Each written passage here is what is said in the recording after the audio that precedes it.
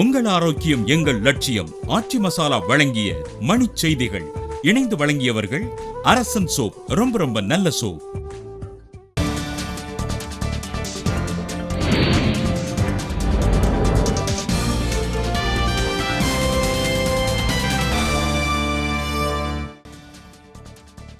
சேலம் அருகே கிச்சிப்பாளையத்தில் இரும்பு வணிகர் வீட்டில் 720 பவுன் நகைகள் கொள்ளை, காவல்துறை விசாரணை.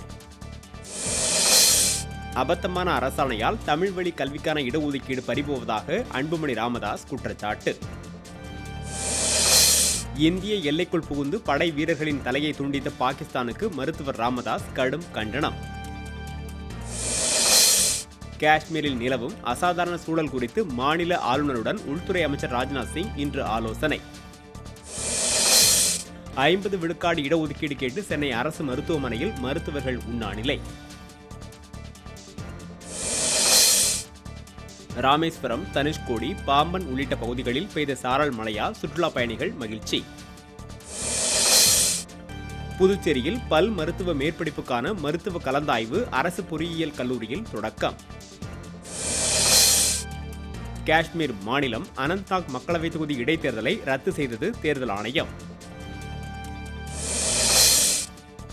மதுரை மாவட்டம் கோமதிபுரத்தில் ஓய்வு பெற்ற பேராசிரியர் வீட்டின் பூட்டை உடைத்து 80 பவுன் நகைகள் கொள்ளை. ஒசூரை அடுத்த சூளகிரியில் அரசு பேருந்து மீது சரக்குந்து மோதிய விபத்தில் 10 பேர் படுகாயம். உங்கள் ஆரோக்கியம் எங்கள் லட்சியம். ஆச்சி மசாலா வழங்கும் மணிச் செய்திகள்.